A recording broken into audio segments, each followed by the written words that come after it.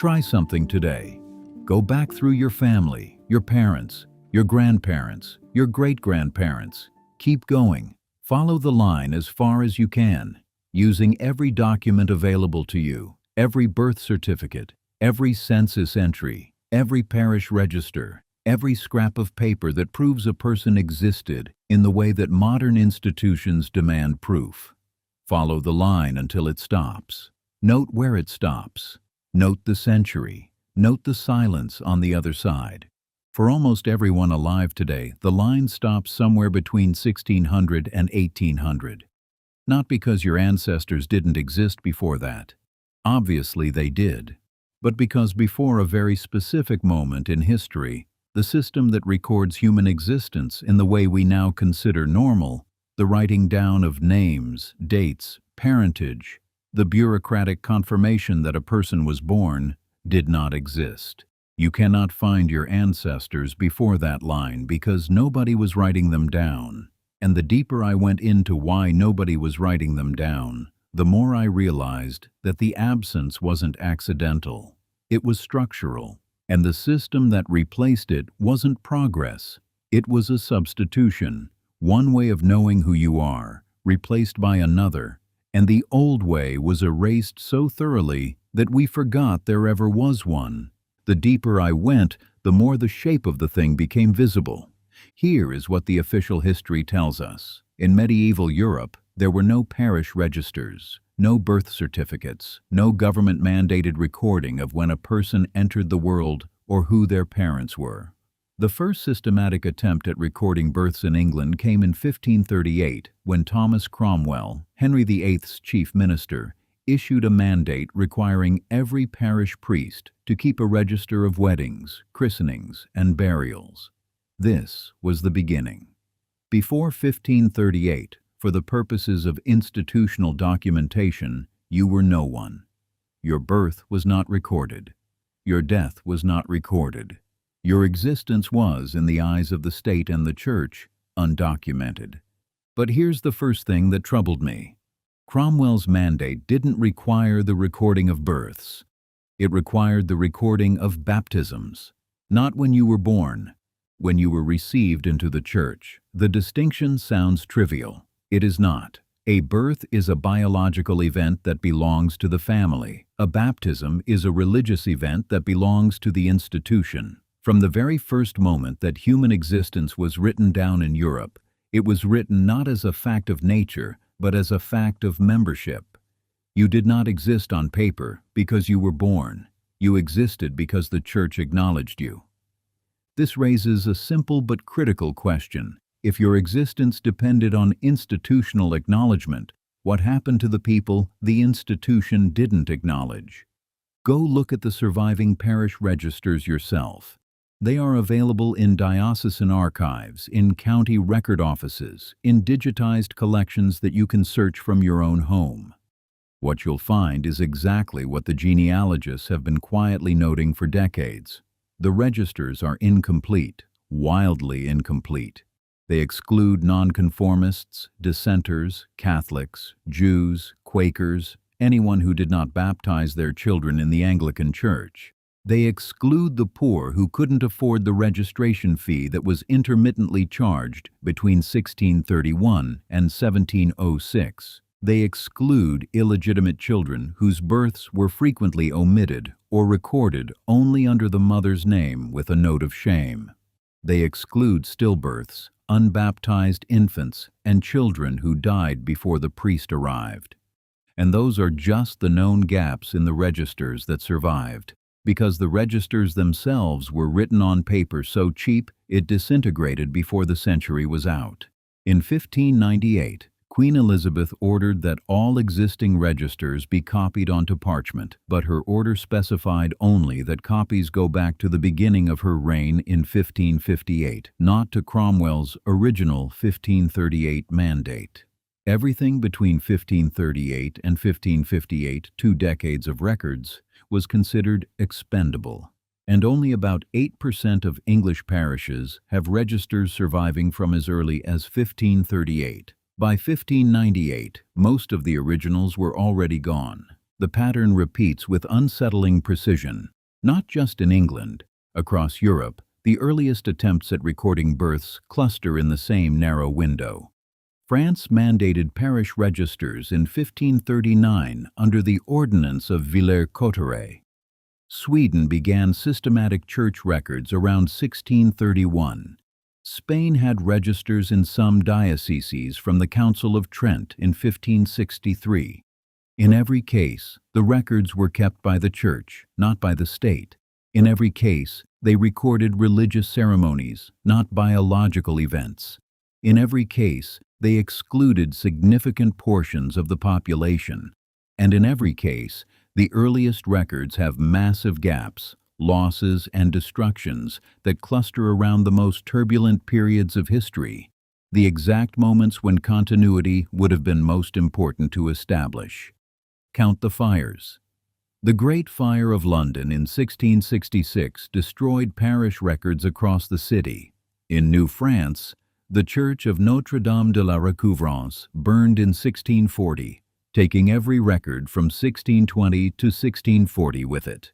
Across Europe, the English Civil War, the 30 Years' War, the wars of religion in France, all produced periods where parish registers either ceased entirely or became so sparse that entire decades of human births went unrecorded. The official explanation is war, disruption, the ordinary chaos of history, and certainly some loss is inevitable across centuries. But the deeper I looked, the more I noticed that the losses weren't random. They clustered. They clustered around transitions of power, around religious upheavals, around precisely the moments when established lineages and claims of origin would need to be verified, or perhaps rewritten, as if they were following instructions they didn't fully understand.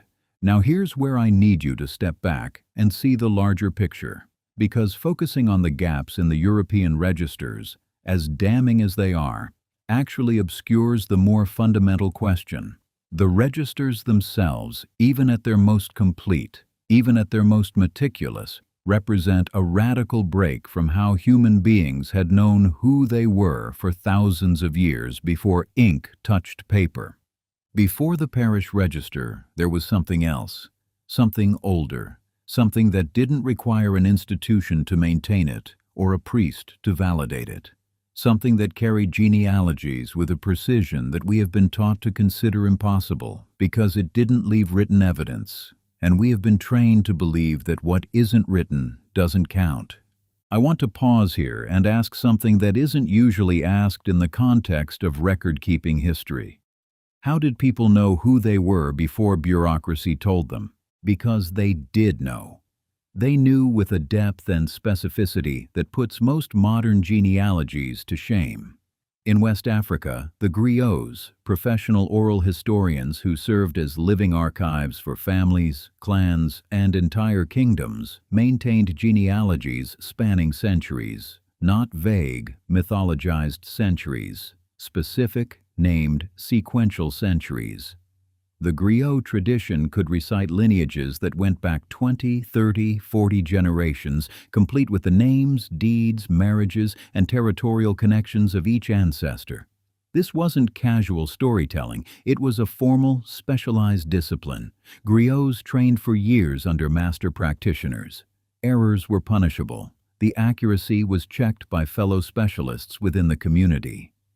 The genealogy of a family wasn't a private memory. It was a public record, performed aloud, witnessed by the community, and maintained with the rigor of any institutional archive.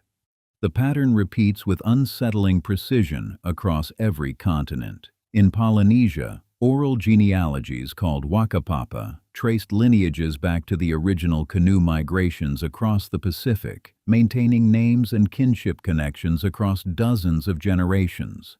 Among the Métis of Canada, older women served as the keepers of kinship networks, maintaining oral records of all the families and their connections, which among other functions prevented close relatives from marrying. In African royal courts, designated archivists learned by heart the entire genealogy and history of the state, serving as its unwritten constitution. In Ireland, the Fílíd maintained aristocratic genealogies and legal precedent through oral transmission for centuries before the English system arrived. The evidence suggests something much larger than a transition from one record-keeping method to another. Because here's what the introduction of written registration actually did. It didn't supplement the oral tradition, it replaced it. And the replacement was not gentle. When European colonial powers expanded across the globe, they encountered oral genealogical systems of extraordinary sophistication and depth. The response was not to study them, not to integrate them, not to recognize them as what they were. Legitimate, rigorous, community-verified systems of identity. The response was to dismiss them as primitive, unreliable, unverifiable. The word that kept appearing in the colonial literature was superstition, as if knowing your great-great-great-grandmother's name because a trained specialist recited it at your naming ceremony was superstition, but knowing it because a parish priest wrote it in a book that mice might eat was science. The silence was deafening, and into that silence came something new: the state. In 1836, England passed the Births and Deaths Registration Act, establishing for the first time a civil, not ecclesiastical, system of recording human existence. The system took effect in 1837, civil registration. The state, not the church, now confirmed that you were born. The stated reasons were practical. Public health required mortality data. Property rights required accurate lines of descent. Nonconformists needed a registration system that didn't force them through the Anglican Church. All reasonable, all progressive, but look at what the system actually created. Before civil registration, your identity was relational.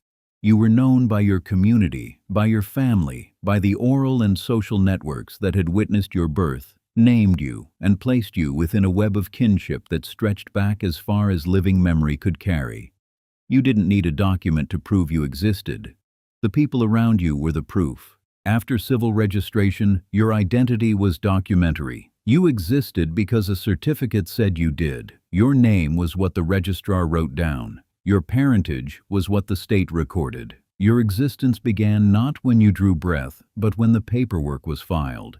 And if the paperwork wasn't filed, you were, in the eyes of the law, and every institution built upon the law, no one.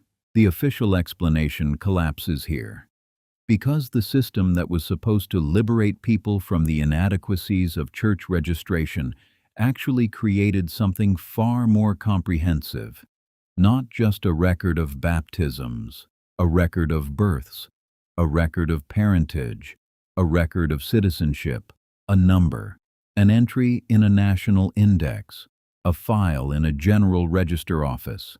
The beginning of a system that would eventually require every human being on earth to possess documentation proving that they were born, that they are who they say they are, that the state recognizes their existence. A system in which a person without documents is functionally invisible. This raises a simple but critical question. What was wrong with the old way? Not the parish registers, before the parish registers, the oral way, the community way, the way that griots maintained for centuries without a single piece of paper, the way that Polynesian navigators carried genealogies across oceans, the way that Irish Fílíd memorized legal and ancestral records with a precision that colonial administrators found threatening enough to suppress, the way that indigenous communities worldwide knew exactly who everyone was, who they were descended from, and where they belonged, without a single document in a single drawer in a single government office. That system had one feature that the documentary system lacks. It was controlled by the community. The family owned its own genealogy. The griot served the family. The oral record was maintained by people who had a relationship to the people in the record. When the state took over registration, the family lost control of its own story.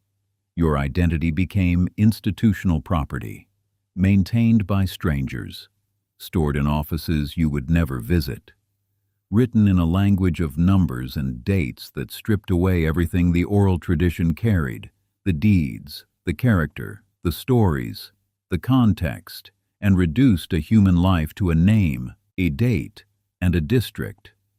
The deeper I went, the more I realized that the birth certificate is not a record of your origin. It is a record of your enrollment. It doesn't say who you are. It says when the system noticed you.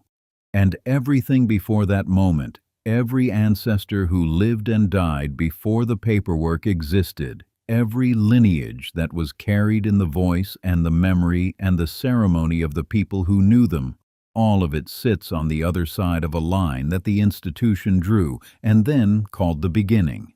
I don't have a complete theory. I have questions that multiply the deeper I look. Why did every European state create birth registration systems within the same narrow century? Why did the introduction of documentary identity coincide so precisely with the expansion of state power over populations that had previously governed their own kinship systems? Why were oral genealogical traditions, which had maintained lineages for dozens of generations with documented accuracy, dismissed as unreliable at the exact moment when institutional registration was being established? Why do the earliest written records have gaps so vast and losses so systematic that the first century of registration is functionally useless for most families? And the question underneath all the others, the one that nobody asks because the answer would unsettle everything we think we know about identity and belonging and the paper trail we call a past. What did the oral traditions carry that the documents don't? What names, what lineages, what connections between peoples and places and histories were alive in the memory of communities for centuries, and then went silent when the registrar's pen became the only voice that counted? I'll leave you with this. Your birth certificate tells you when you were born and who your parents are. That's 2 generations. Your grandparents' certificates give you 2 more. Beyond that, for most people, the trail goes dark. 4 generations. Maybe 5, 150 years of documented existence out of a lineage that stretches back tens of thousands of years.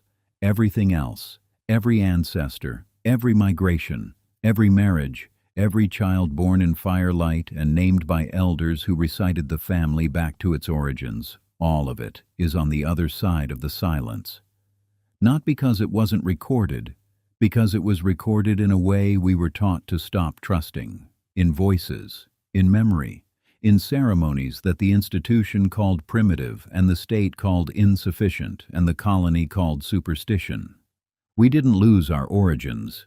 We were given a document and told it was the only proof that ever mattered.